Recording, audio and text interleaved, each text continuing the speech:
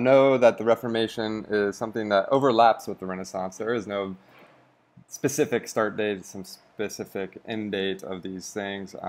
People started questioning the church. They had been questioning the church for a while.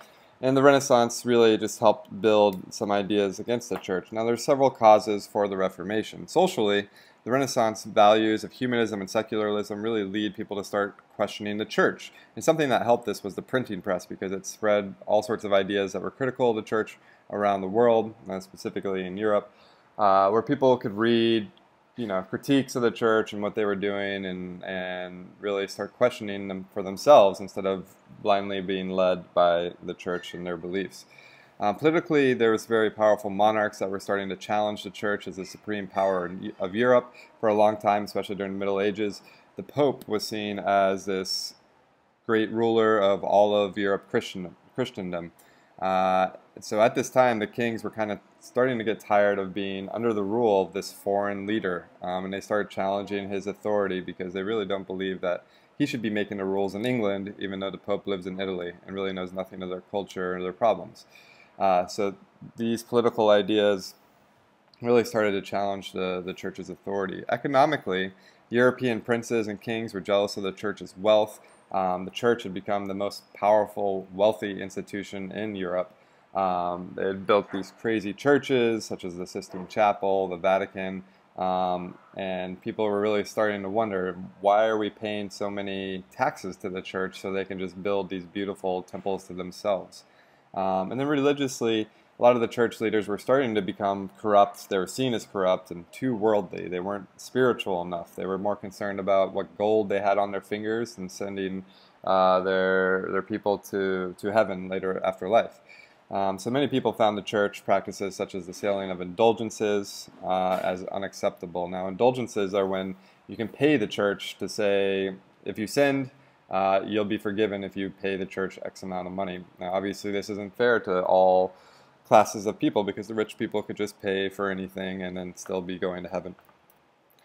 All these things led to the Catholic Reformation. There was lots of discord within the church, and it had this profound effect on establishing nationalism, especially in Germany. There's this increased ability of education with the printing press and people starting to read more and more.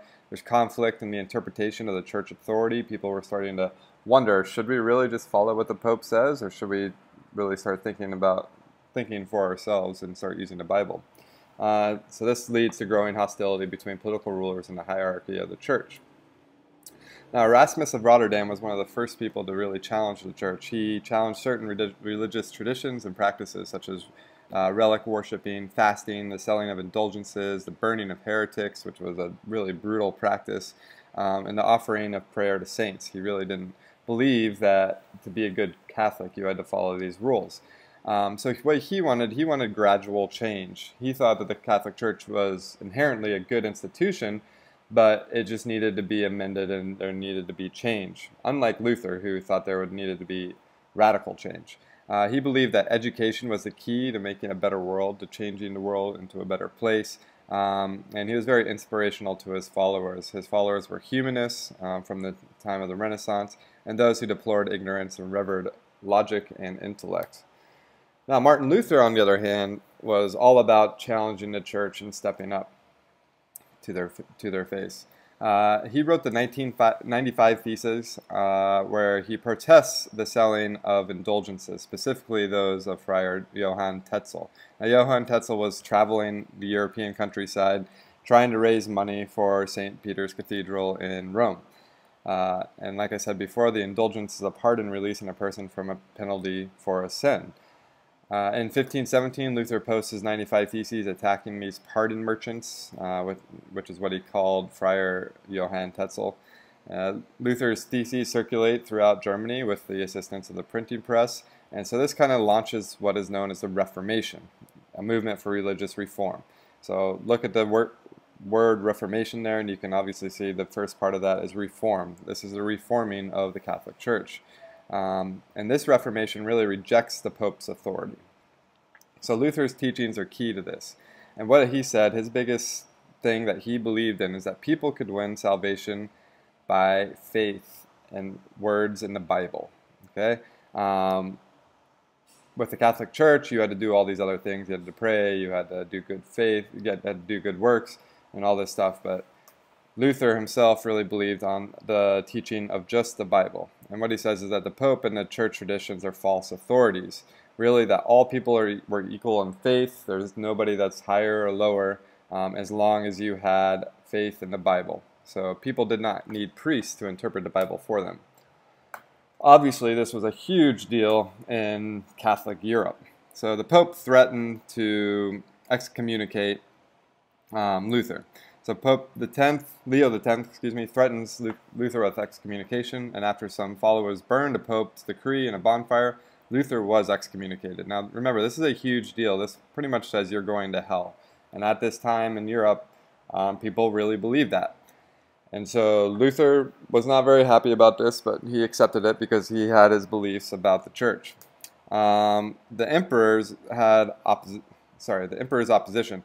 In the Edict of Worms, the emperor, the Holy Roman Emperor, declared Luther an outlaw and a heretic. Okay, so Luther disappears. He's actually harbored by some princes that agree with him. And while in hiding, he translates the Bible into German, and his followers soon become known as Lutherans. It's at this point that peasants agree with Luther's teachings, and they believe that he'll support them if they try to break free.